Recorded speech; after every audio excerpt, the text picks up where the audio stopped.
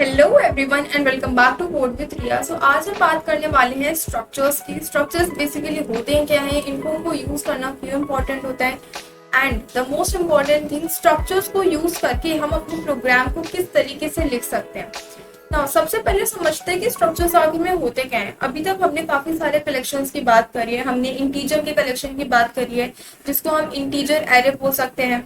हमने कैरेक्टर के कलेक्शन की बात करी है जिसको हम स्ट्रिंग बोल सकते हैं, जो कि हमने अभी बिल्कुल लेटेस्ट लास्ट लेक्चर के अंदर ही पूरा का पूरा कवर अप करा है। तो बेसिकली स्ट्रक्चर्स क्या होता है, it is a collection of values of different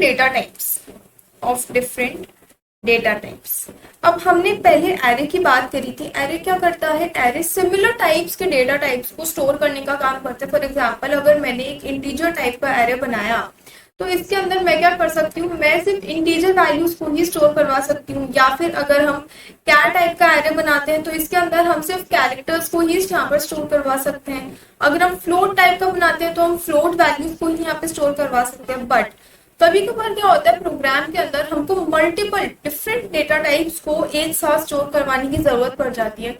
अब यहाँ पे एरे का एक डिसएडवांटेज आ जाता है कि हम इसके अंदर सिर्फ सिमिलर टाइप स्टोर कर सकते हैं, डिफरेंट टाइप के लिए ये बना ही नहीं है। तो उस पर्पज के लिए हम किसको यूज करते हैं, स्ट्रक्चर्स को यूज करते हैं। स्ट्रक्चर्स के अंदर अगर आपको इंटीजर टाइप का स्टोर करना है तो आप वो भी कर सकते हो। इंटीजर के साथ अगर फ्लोट स्टोर करना है वो भी हो सकता है। कैरेक्टर को भी स्टोर कर सकते हो। स्ट्रिंग भी अगर आपको स्टोर करनी है तो वो भी इसके अंदर पॉसिबल है। तो इसीलिए स्ट्रक्चर्स को यूज करके हम क्या कर सकते हैं, हम किसी भी, फॉर एग्जाम्पल अगर हम किसी भी स्टूडेंट की इंफॉर्मेशन को स्टोर करवा रहे हैं तो सबसे पहले तो क्या आता है, उनका नेम आता है, तो नेम को स्टोर करवा लेंगे। उनके मार्क्स, रोल नंबर आते हैं, इंटीजर फॉर्म के अंदर स्टोर करवा सकते हैं। तो ये सारी चीजें हम स्ट्रक्चर के फॉर्म के अंदर यूज करने वाले हैं। अगर मैं आपको एग्जाम्पल दूं तो फॉर एग्जाम्पल हम एक स्टूडेंट के लिए लिख कर देखते हैं। अगर मुझे नेम लिखना है तो नेम किस कैरेक्टर में आता है, किस डेटा टाइप में आता है, स्ट्रिंग में आता है, तो हम स्ट्रिंग बना सकते हैं। अगर मैं बात करूं मार्क्स की तो मार्क्स के लिए हम यहाँ पे फ्लोटिंग वैल्यू को यूज कर सकते हैं। आप डबल भी यूज कर सकते हो, इट इज टोटली ऑलराइट। अगर रोल नंबर की बात करें तो ये इंटीजर टाइप के अंदर आते हैं। तो तीनों वैल्यूज को मैं स्ट्रक्चर के अंदर आराम से स्टोर करवा सकती हूँ, मुझे कोई भी एरर नहीं मिल रही होगी। Now let's first talk about the syntax. Okay, so now first let us talk about the syntax of the structure. सबसे पहले यहाँ पर हम लिखते हैं struct. Now ये struct क्या होता है, ये एक कीवर्ड होता है। क्या होता है, कीवर्ड। अगर आपसे कोई भी पूछे कि अगर हमको स्ट्रक्चर को डिक्लेयर करना है, डिफाइन करना है, तो हम वो किस तरीके से कर सकते हैं। सो आप सबसे पहले बोलोगे कि उसके लिए आपको struct नाम का कीवर्ड यहाँ पर यूज करना जरूरी होता है। हमने struct लिखा, फिर यहाँ पर हम अपने स्ट्रक्चर को एक नेम दे देते हैं। हम स्टूडेंट की डिटेल्स को स्टोर कर रहे हैं तो यहाँ पर हम स्टूडेंट नाम दे सकते हैं। अगर हम किसी एम्प्लॉय की इंफॉर्मेशन को यहाँ पर स्टोर कर रहे हैं तो हम एम्प्लॉय नाम दे सकते हैं। अगर हम टीचर्स का डेटा स्टोर कर रहे हैं तो हम यहाँ पर टीचर्स का नाम दे सकते हैं। तो ऐसे ही आप डिफरेंट टाइप के स्ट्रक्चर्स को बना सकते हो खुद से। तो यहाँ पर स्टूडेंट बनाने के बाद यहाँ पर जब हम इसका कोड ऑफ ब्लॉक डिफाइन करते हैं तो हमें ये ध्यान रखना पड़ता है कि जहां पर इसका ब्लॉक एंड हो रहा है उसके बाहर हमें एक सेमीकोलन लगाना पड़ता है। ये एक इसका सिंटैक्स होता है। नाउ इसके अंदर हमें जो भी वेरिएबल्स को डिफाइन करना है, डिक्लेयर करना है, हम वो कर सकते हैं।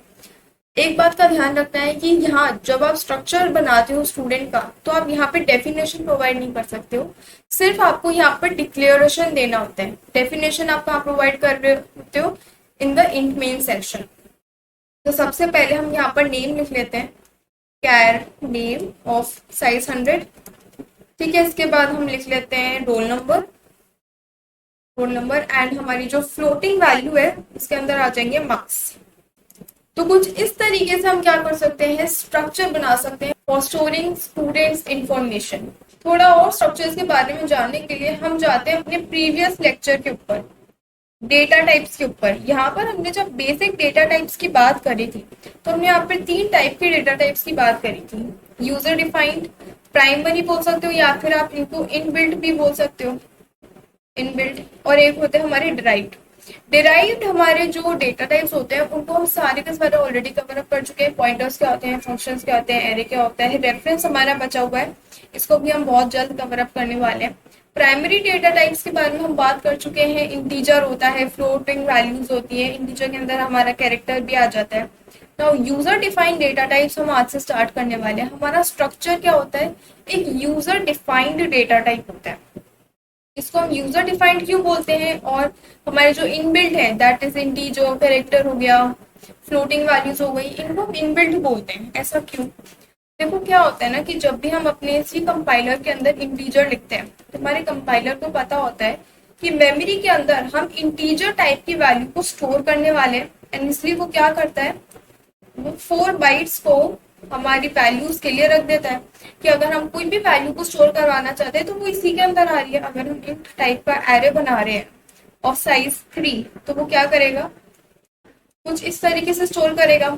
यहाँ पर हमारी टोटल जो मेमोरी स्टोर हो रही होगी 12 bytes, because each block will be of 4 bytes, क्योंकि हम एक एरे बना रहे हैं ऑफ इंटीजर टाइप। इंटीजर की ही वैल्यूज को हम स्टोर करने वाले हैं और 3 वैल्यूज है, इसलिए हम यहाँ पे क्या करेंगे 4 इंटू 3 दैट इज 12 बाइट्स हमारे लिए रिजर्व हो गई है। बिल्कुल ठीक बात है। अब ऐसा ही अगर हमको कैरेक्टर के अंदर करना है तो हम वो भी कर सकते हैं। हमने बनाया कैरेक्टर नेम एंड यहाँ पे मैंने इसको लिमिट दे दी 100, तो हमारी मेमोरी में क्या होगा, 100 बाइट्स की स्पेस स्टोर हो जाएगी फॉर दिस कैरेक्टर एरे, कि अगर हमको कोई भी नेम स्टोर करना है तो वो हम कर सकते हैं। बट अब यहाँ पर स्ट्रक्चर आ जाता है। स्ट्रक्चर बोलता है कि भाई मैं तो डिफरेंट टाइप्स के डेटा टाइप्स को स्टोर करता हूँ। यहाँ पे हमको क्या चाहिए होता है, कस्टमाइजेशन चाहिए होता है। यूजर की नीड के अकॉर्डिंग कस्टमाइज करना पड़ता है। हो सकता है कि जो यूजर है वो इंटीजर बना रहा है ऑफ एरे 3, फिर उन्होंने कैर भी बना दिया, फिर उन्होंने फ्लोट भी बना दिया। अभी तीनों डेटा टाइप्स का जो साइज होता है वो डिफरेंट होता है। तो इसीलिए हम क्या बनाते हैं, स्ट्रक्चर्स हम बनाते हैं ताकि हम जो अपना कस्टमाइजेबल नंबर ऑफ बाइट्स है उनको स्टोर कर पाए। अब यहाँ पर हमने क्या बनाया, हमने बनाया कैर नेम। तो यहाँ पर हमारे पास कितने बाइट स्टोर हो जाएंगी, 100 बाइट्स, क्योंकि कैर हमारा 1 बाइट का होता है। और यहाँ पर हमने 100 स्पेसेस को स्टोर करवाया that is 100 bytes. Int roll number, यहाँ पे 4 बाइट स्टोर हो रही होंगी। फ्लोट मार्क्स, यहाँ पे भी 4 बाइट स्टोर हो रही होगी। तो यहाँ पर टोटल के अंदर कितनी बाइट्स हमारे पास रिजर्व हो गई है, टोटल के अंदर हमारे पास 108 बाइट्स यहाँ पर स्टोर हो गई है फॉर द स्टूडेंट इंफॉर्मेशन। तो इसीलिए हम क्या करते हैं, स्ट्रक्चर्स को यूज करते हैं। अब बात करते हैं कि हम एक्सेस किस तरीके से करते हैं, एक्सेसिंग तो प्रॉपर्टीज। अब यहाँ पर हमने स्ट्रक्चर के अंदर जितनी भी प्रॉपर्टीज लिखी है, नेम, रोल नंबर, मार्क्स, इनको हम बोलते हैं प्रॉपर्टीज। इनको हम एक्सेस किस तरीके से कर सकते हैं उसके बारे में यहाँ पर बात करते हैं। प्रॉपर्टीज को एक्सेस करने के लिए भी हमारे पास एक प्रॉपर सिंटैक्स होता है। अगर मैं आपको थोड़ा सा कंपेयर करके बताऊं तो अगर मुझे इंटीजर बनाना है, इंटीजर n बनाना है, उसकी वैल्यू फॉर एग्जांपल मैंने इनिशियलाइज करी है 10 से। अब इसी को बिल्कुल हम करके देखेंगे। ये हमारा क्या है, एक बिल्ट इन डेटा टाइप है। वहीं पर हमारा स्ट्रक्चर क्या होता है, एक यूजर डिफाइंड डेटा टाइप होता है। तो ये पूरी की पूरी जगह क्या है, एक डेटा टाइप स्टोर कर रहा है। यहाँ पर हम लिखते हैं स्ट्रक्ट स्टूडेंट। जहां पर हमने इंट लिखा है वहां पर हमने स्ट्रक्ट स्टूडेंट लिख दिया है, कोई डाउट नहीं होना चाहिए। यहाँ पर हमने एक वेरिएबल बनाया है n, तो हम स्ट्रक्चर के लिए भी एक वेरिएबल बनाते हैं। फॉर एग्जाम्पल यहाँ पर हम बना लेते हैं s1। यहाँ पर हमने स्ट्रक्ट स्टूडेंट s1 बनाया। s1 क्या है, एक वेरिएबल है जिसके थ्रू हम जितनी भी स्ट्रक्चर के अंदर जो भी हमने प्रॉपर्टीज मेंशन कर रखी है उसको हम एक्सेस कर सकते हैं। फॉर एग्जाम्पल अगर मैं लिखूं s1 डॉट नेम, तो मैं क्या करूंगी, मैं स्ट्रक्चर के अंदर जो मैंने नेम डिक्लेयर कर रखा है मैं उसको एक्सेस कर पाऊंगी। सिमिलरली अगर हमको रोल नंबर को एक्सेस करना है तो s1 डॉट रोल नंबर लिख सकते हैं। अगर मार्क्स को एक्सेस करना है तो s1 डॉट मार्क्स लिख सकते हैं। तो इस तरीके से स्ट्रक्चर के अंदर हमने कोई भी प्रॉपर्टी लिख रखी है तो उसको हम कुछ इस तरीके से एक्सेस कर सकते हैं। यहाँ पर जो हमने ये डॉट लिखा है it is known as the dot operator. ये आपको भूलना नहीं है। अगर आप डॉट ऑपरेटर को लगाना भूल जाते हो तो आपका जो कंपाइलर है वो आपको एरर दे देगा। वो बोलेगा भाई मैं तो आपकी जो भी प्रॉपर्टीज है आपने लिख रखी है मैं उनका एक्सेस ही नहीं कर पा रहा हूँ क्योंकि आपने ये डॉट ऑपरेटर लिखा ही नहीं है। ठीक है, नाउ एक और बात, स्ट्रक्चर्स को पढ़ना काफी ज्यादा इंपॉर्टेंट होता है because structure forms a base for your C++। C++ के अंदर आप क्लास कॉन्सेप्ट के बारे में पढ़ते हो एंड जो स्ट्रक्चर्स है, इसका जो पूरा का पूरा सिंटैक्स है, it is very very very similar to that of the syntax of the class. तो इसीलिए जब भी आपको सी प्लस प्लस के अंदर क्लास पढ़ाई जाती है तो आपको एक एनोलॉजी से पढ़ाई जाती है कि आपने सी के अंदर स्ट्रक्चर्स पढ़ा है, इससे पढ़ाई जाती है। और काफी सारे स्टूडेंट्स को जब स्ट्रक्चर ही क्लियर नहीं होता उनको सी प्लस प्लस क्लास समझने में भी प्रॉब्लम फेस करनी पड़ती है। तो you have to make sure कि आप स्ट्रक्चर्स को अच्छे से समझ लो। नाउ यहाँ पर हमने जो इतनी सी बात लिखी है इसको हम एक अपने प्रोग्राम के थ्रू भी यहाँ पर करके देख लेते हैं। सबसे पहले यहाँ पर इंक्लूड करेंगे हैश इंक्लूड stdio.h।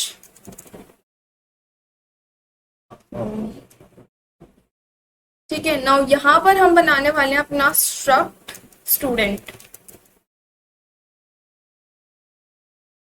ठीक है, एंड सबसे पहले हम यहाँ पर बनाने वाले हैं int roll number. Roll number ले लेते हैं, फिर हम ले लेते हैं कैर नेम। नेम का साइज यहाँ पर हम देने वाले हैं ऑफ 100 एंड उसके बाद बना लेते हैं फ्लोट मार्क्स। ठीक है, इतना कर लिया। अब इसके बाद यहाँ पर सेमीकोलन लगाना मत भूलना। अब आ जाओ अपने इंट मेन सेक्शन के ऊपर। इंट मेन, यहाँ पर हम क्या करने वाले हैं, हमने जो स्ट्रक्चर बनाया है उसको हम एक्सेस करने वाले हैं। तो सबसे पहले तो हम अपना डेटा टाइप लिखेंगे, दैट इज स्ट्रक्ट स्टूडेंट। हमने यहाँ पर लिख दिया। उसके बाद यहाँ पर एक वेरिएबल बनाकर सेमीकोलन लिख देंगे। बिल्कुल सही बात है। अब हम क्या करने वाले हैं, अपनी s1 डॉट, सबसे पहले हमने रोल नंबर लिखा है तो सबसे पहले इसको हम एक्सेस करने वाले हैं। इसको हमने s1 डॉट रोल से एक्सेस कर लिया। अब इसको फॉर एग्जाम्पल कोई भी वैल्यू 1 2 3 दे देते हैं। s1 डॉट मार्क्स कर लेंगे, इसको भी यहाँ पे कोई वैल्यू दे देंगे, 97.9 दे दी फॉर एग्जाम्पल। नाउ नेम के लिए यहाँ पर स्पेशली ध्यान देना, अगर हम यहाँ पर s1 डॉट नेम लिखते हैं और यहाँ पर अगर मैं अलग से लिखूं या, ठीक है, तो यहाँ पर क्या होगा, यहीं पर हमारा जो कंपाइलर है वो हमको एरर शो कर देगा। अगर मैं आपको एक बार शो करके दिखाऊं तो यहाँ पर हमको एरर शो हो गई। क्या आया, assignment to expression with array type. आपने यहाँ पर एरे बना रखा है, आपने यहाँ पर एरे बना रखा है और आप स्ट्रिंग को एक न्यू नेम देने की कोशिश करो। दैट मीन्स कि आप उसे एक नया इनिशियलाइजेशन करने की कोशिश करो और वो आप नहीं कर सकते। ये हमें एरर क्यों दे रहा है, बिकॉज ये तरीका गलत है। बिकॉज हमने इसके बारे में ऑलरेडी स्ट्रिंग लेक्चर्स के अंदर बात कर रखी है कि अगर आप एरे नोटेशन से किसी भी स्ट्रिंग को डिक्लेयर करते हो तो बाद में आप उसकी वैल्यूज को चेंज नहीं कर सकते हो।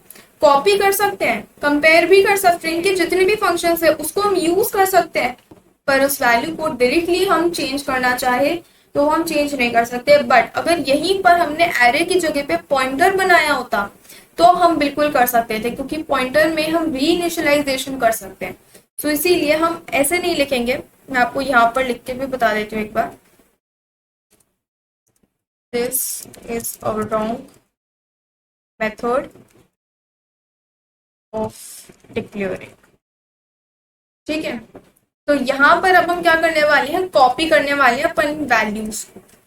अपन क्या करने वाले हैं, एक new string that is s1 dot name के अंदर हम अपने नेम को कॉपी कर लेंगे एंड उसके बाद हम उसको यूज कर सकते हैं। तो s1 डॉट नेम के अंदर हम कॉपी कर रहे हैं, यहाँ पर s1 डॉट नेम लिखेंगे एंड यहाँ पर अपनी स्ट्रिंग का नाम कुछ इस तरीके से लिख रहे होंगे। तो यहाँ पर हमको कोई भी एरर शो नहीं होगा, सिंपली एग्जीक्यूट हो जाएगा। नाउ सबसे पहले हम प्रिंट एफ कर लेते हैं। नाउ इन सबको प्रिंट करवा कर देख लेते हैं। सबसे पहले लिखेंगे student name %d \n। Okay, %s यहाँ पर लिखेंगे क्योंकि एक स्ट्रिंग है एंड यहाँ पर लिखेंगे s1 डॉट नेम। ठीक है, now in the next line हम लिखने वाले हैं अपने रोल नंबर को प्रिंट करने के लिए। Roll number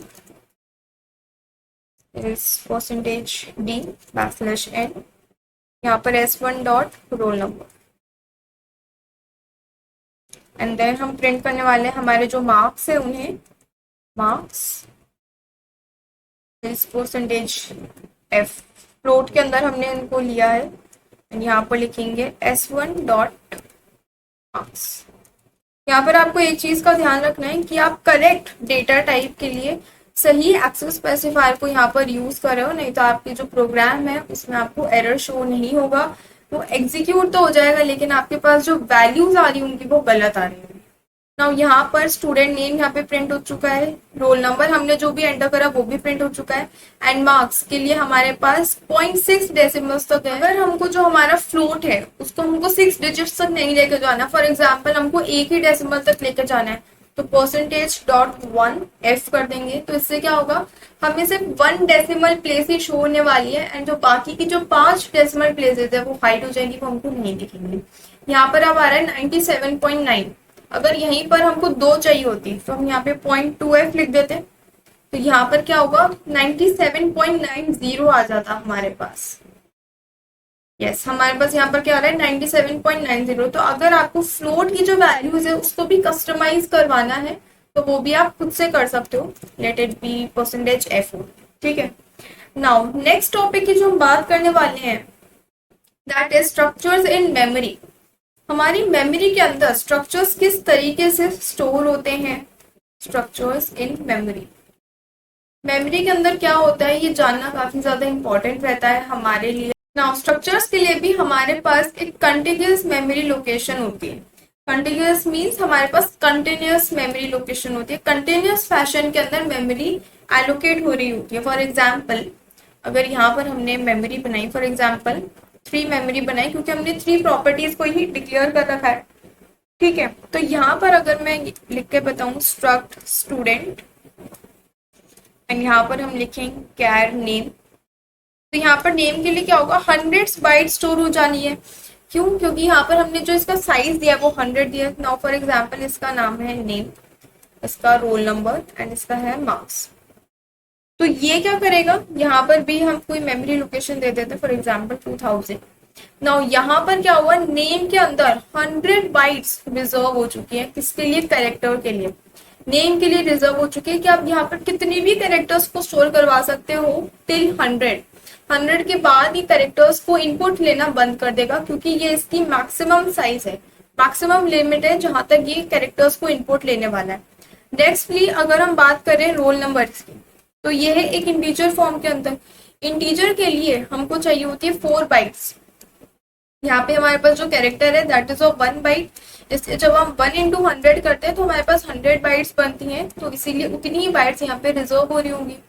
now in roll number के लिए हमको सिर्फ 4 बाइट्स की जरूरत है। नाउ एक बात का ध्यान रखना कि 2000 से लेकर 2100 तक हमारे पास सिर्फ कैरेक्टर ही स्टोर होने वाले हैं। रोल नंबर कहाँ से स्टार्ट होगा 2100 से, एंड कहाँ तक जाने वाला है ये, क्योंकि 4 बिट्स को ये स्टोर करता है, तो इसलिए जो हम नेक्स्ट पे आएंगे तो इसके पास ये कहाँ से स्टार्ट होगा 2104, ये यहाँ से स्टार्ट हो रहा, क्योंकि रोल नंबर ने अपनी 4 बाइट्स को रिजर्व कर लिया और बाकी जो बची उसको आगे भेज दिया। तो कुछ इस तरीके से क्या हो रही होगी, मेमोरी एलोकेट हो रही होगी इन स्ट्रक्चर्स। क्योंकि अगर हम बात करें फ्लोट की, तो फ्लोट का भी हमारे पास जो नंबर ऑफ बाइट्स होते हैं दैट इज 4। अब यहाँ पर एक बात समझने की है कि हो सकता है कि इंटीजर का साइज आपकी मशीन के अंदर डिफरेंट है, मेरी मशीन के अंदर डिफरेंट है। हो सकता है आपकी मशीन के अंदर 2 बाइट्स हो, लेकिन मेरी मशीन के अंदर 4 बाइट्स है। तो घबराना नहीं है, सबसे पहले ये चेक करना है कि आपकी मशीन कौन से बाइट्स को लेती है, 2 बाइट्स को ले रही है इंटीजर के लिए या फिर 4 बाइट्स को ले रही है, उसी को लेके आपको अपने प्रोग्राम्स को बनाना है। ठीक है, तो कुछ इस तरीके से जो हमारे स्ट्रक्चर्स है वो मेमोरी के अंदर एलोकेट हो रहे होंगे। अगर यहीं पर मैं आपको समझाऊं कि एरे के अंदर किस तरीके से होता था, यहाँ पे एक एरे बनाते हैं हम ऑफ साइज 3, और यहाँ पर भी हमारे पास मेमोरी के अंदर एक एरे बन चुका है। Now each block will be storing a size of 4 bytes, क्योंकि हमारे पास इंटीजर टाइप है, एक इंटीजर 4 बाइट्स का होता है, हमने एरे बनाया है ऑफ साइज 3, तो पर ब्लॉक 4 साइज हमारे पास स्टोर हो रहा होगा। तो टोटल साइज हमारे पास स्टोर होगा that is 12 bytes for 3 integer values. तो कुछ इसी तरीके से हमने स्ट्रक्चर के अंदर भी करा है, सेम चीजें करी हैं बिल्कुल। Now there is a question for you that you have to store the information of 3 students using structures and you have to print the same. तो इसको करके देखते हैं। यहाँ पर हमने एक स्टूडेंट की इंफॉर्मेशन ऑलरेडी सेव कर रखी है, तो इसी को हम कॉपी कर लेंगे, यहाँ पर कर लेंगे, एंड 3 स्टूडेंट्स हैं तो कुछ इस तरीके से कर लेंगे। यहाँ पे थोड़ा सा स्पेस देंगे यहाँ इसको कर लेंगे अपन S2 एंड इसको कर लेंगे S3। बट अगर आप स्टार्टिंग से स्ट्रक्चर्स को सीख रहे हो, if you are a newbie to this, तो आपको क्या करना है, आपको हर एक स्टूडेंट के लिए इसको टाइप करके देखना है, क्योंकि जब हम टाइप करके देखते हैं तो हमको समझ में आता है कि कहाँ पर कौन सी चीज कब हमको लिखनी है। तो यहाँ पर S2 कर लेते हैं, S2, यहाँ पर S3 कर लेंगे अपन, क्योंकि थर्ड स्टूडेंट की इंफॉर्मेशन है। नाउ सेम टू सेम हम करने वाले हैं हमारे स्ट्रक्ट कॉपी के लिए। str कॉपी हमने इसको नहीं करा, कॉपी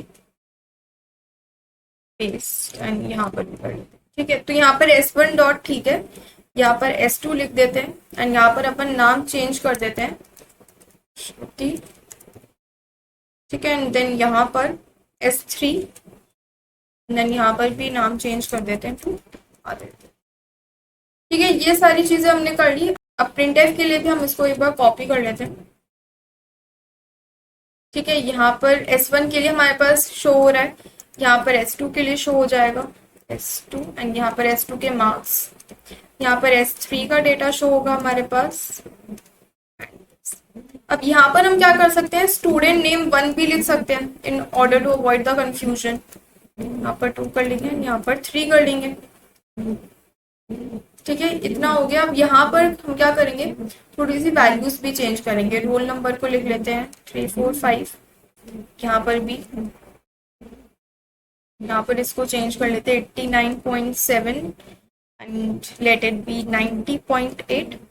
ठीक है, तो यहाँ पर हमने क्या करा, हमने 3 स्टूडेंट्स के लिए स्ट्रक्चर्स बनाए, तीनों को हमने यहाँ पर कॉल करवा दिया है। Now let's run this program and let's see whether we are able to get the desired output. Yes, तो हमारे पास तीनों स्टूडेंट्स के लिए यहाँ पर शो हो चुका है। स्टूडेंट 1 नेम, रोल नंबर आ चुका है, मार्क्स शो हो चुके हैं। Student 2 name this, role number and marks, and student 3 के लिए भी हमारे पास जो इन्फॉर्मेशन है वो हमको यहाँ पर प्रिंट होकर मिल चुके हैं। सो कुछ इस तरीके से हम क्या कर सकते हैं, एक स्ट्रक्चर बना सकते हैं, उसमें हमको जो भी प्रॉपर्टीज लिखनी है हम वो लिख सकते हैं। एंड यहाँ पर अगर आप चाहो तो आप किसी भी स्टूडेंट का एड्रेस भी लिख सकते हो, ईमेल आईडी अगर आपको प्रिंट करवानी है तो वो भी लिख सकते हो, कैरेक्टर के अंदर ही वो भी आएगा। अगर आपको पेरेंट्स के नेम प्रिंट करवाना है तो आप वो भी कर सकते हो। तो बेसिकली आप यहाँ पर कुछ भी कर सकते हो। It is totally up to you कि आप स्टूडेंट की कितनी इंफॉर्मेशन को स्टोर करवाना चाहते हो। यहाँ पर ये जितने भी कोड्स हैं, ये जितने भी नोट्स हैं जो मैं आपको लिखवा रही हूँ, मैं आपको बता रही हूँ, ये सारे के सारे नोट्स आपको टेलीग्राम चैनल पे अवेलेबल हो जाएंगे with the source code and output also. Now there is one topic जिसके बारे में वाइवा के अंदर बहुत ज्यादा बार पूछा जाता है, बेनिफिट्स। स्ट्रक्चर को यूज करने के बेनिफिट्स क्या है, हमें क्यों यूज करना चाहिए, नहीं भी यूज करें तो क्या फर्क पड़ता है। तो इसका जो वेरी फर्स्ट बेनिफिट आता है, that is saves us from creating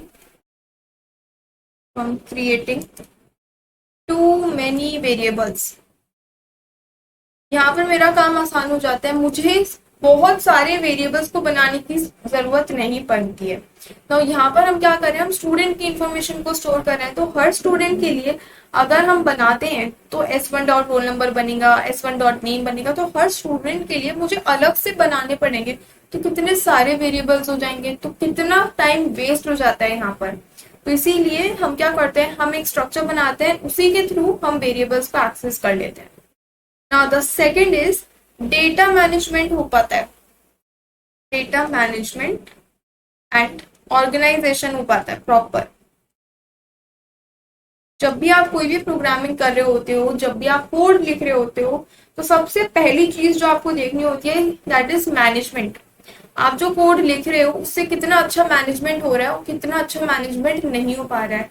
data management is a core skill, it is a core concept जिसके बारे में आपको पता होना चाहिए। It is very important if you are in college, तो कॉलेज के अंदर इसके बारे में भी आपको पढ़ने को मिलेगा।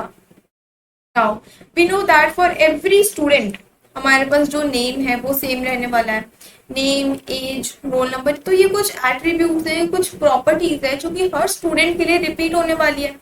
हो सकता है मुझे पेरेंट्स नेम भी स्टोर करवाना पड़ जाए, ईमेल आईडी स्टोर करवानी पड़ जाए, एज स्टोर करवा लेंगे, एड्रेस शो करवा लेंगे। तो ये सारी चीजें अगर मुझे स्टोर करवानी है हर स्टूडेंट के लिए, तो सबके लिए अलग अलग वेरिएबल्स बनाने से अच्छा क्या है कि हम एक स्ट्रक्चर बना लें और उसी के अंदर हम सारी की सारी वैल्यूज को अपना डिफाइन कर सकते हैं। ठीक है, तो सारा हमारा क्या होता है, जो भी डेटा है वो एक स्ट्रक्चर्ड फॉर्मेट में हमारे पास आ जाता है। ठीक है, now the next topic on which we are going to talk about is array of structure. Array of structure. अब इसमें हम क्या करते हैं, देखो अभी तक हम क्या करते आए हैं, अगर हमको कोई एरे बनाना है तो हम एरे किस तरीके से बनाते थे, इंट लिखा, एरे लिखा, उसका साइज लिख दिया। सिमिलरली हम स्ट्रक्चर के अंदर करने वाले हैं। सबसे पहले हम लिखते हैं अपना data type, that is struct student हमने लिखा। उसके बाद यहाँ पर हमने एक वेरिएबल लिख रखा है। क्या लिख रखा है, वेरिएबल लिख रखा है। तो हम यहाँ पे वेरिएबल लिख सकते हैं, फॉर एग्जाम्पल मैथ, और यहाँ पर हम क्या लिख रहे होंगे, साइज, कितना स्टोर करना है। यहाँ पर एक और बना लेते हैं, स्ट्रक्ट स्टूडेंट फॉर फिजिक्स, इसका भी साइज 100 दे देते हैं। एंड एक और बना लेते हैं, स्ट्रक्ट स्टूडेंट आईटी, एंड इसका भी साइज हम दे देते हैं 100। तो यहाँ पर हम क्या कर रहे हैं, हम 3 डिफरेंट एरेज यहाँ पे बना रहे हैं। तो हम यहाँ पे कर क्या रहे हैं, मैथ्स के 100 स्टूडेंट्स का डेटा हम यहाँ इसके अंदर स्टोर करवा रहे हैं। यहाँ पे हम फिजिक्स के 100 स्टूडेंट्स का डेटा स्टोर करवाने वाले हैं, एंड यहाँ पर हम आईटी के 100 स्टूडेंट्स का डेटा स्टोर करवाने वाले हैं। नाउ अब स्टूडेंट तो पहले से एग्जिस्ट करती है, स्टूडेंट स्ट्रक्चर हमने ऑलरेडी क्रिएट कर रखा है। नाउ अब हमको क्या करना पड़ेगा कि मैथ्स के जो 100 स्टूडेंट्स हैं, फिजिक्स के जो 100 बच्चे हैं, एंड आईटी के जो 100 स्टूडेंट्स हैं, इन तीनों के लिए ये अलग अलग इंफॉर्मेशन स्टोर हो। इसके लिए हम क्या कर रहे हैं, हम 3 डिफरेंट एरेज को बना रहे हैं यहाँ पर। नाउ एरेज को बना तो लेंगे, लेकिन इनको एक्सेस किस तरीके से कर पाएंगे। एरे को बनाने का सिंटैक्स मैंने आपको यहाँ पर बता दिया है। यहाँ पर हम क्या कर रहे होते हैं, सबसे पहले हम अपना लिखते हैं डेटा टाइप। तो हमने यहाँ पर अपना डेटा टाइप लिखा सबसे पहले, उसके बाद हम लिख रहे होते हैं अपना वेरिएबल का नाम। यहाँ पर हमने वेरिएबल का नाम लिखा है। यहाँ पर हम लिख रहे होते हैं क्वांटिटी या फिर कैपेसिटी की कितना साइज होना चाहिए। यहाँ पर हमने वही साइज लिख दिया। तो यहाँ पर आपको इसको कंपेयर करते हुए चलना है कि हमने पहले क्या पढ़ा था और उसको आप किस तरीके से मोल्ड कर रहे हैं। तो इससे क्या होगा, आपको अच्छे से समझ में आएंगी चीजें। Now let's talk about the accessing. हमने बना तो लिया, अब हम एक्सेस किस तरीके से करने वाले हैं। तो सबसे पहले तो हम यहाँ पर क्या कर रहे होते हैं, एरे का नाम लिखते हैं। एरे का नाम यहाँ पर लिख लिया। यहाँ पर हम लिख रहे होते हैं इंडेक्स, कि हमको कौन से इंडेक्स का डेटा, कौन से इंडेक्स के पे जो इंफॉर्मेशन स्टोर्ड है हमको वो एक्सेस करनी है, वो यहाँ पर लिख लिया। फिर हम लिखते हैं यहाँ पर डॉट ऑपरेटर। इसके बाद यहाँ पर लिख रहे होते हैं हम प्रॉपर्टी नेम। कौन सी प्रॉपर्टी एक्सेस करने वाले हैं, नेम करने वाले हैं, मार्क्स करने वाले हैं, रोल नंबर कर रहे हैं, पेरेंट्स का नेम कर रहे हैं, फोन आईडी कर रहे हैं, जीमेल आईडी कर रहे हैं। हम किसको एक्सेस करने वाले हैं, तो हम वो यहाँ पर लिख देते हैं।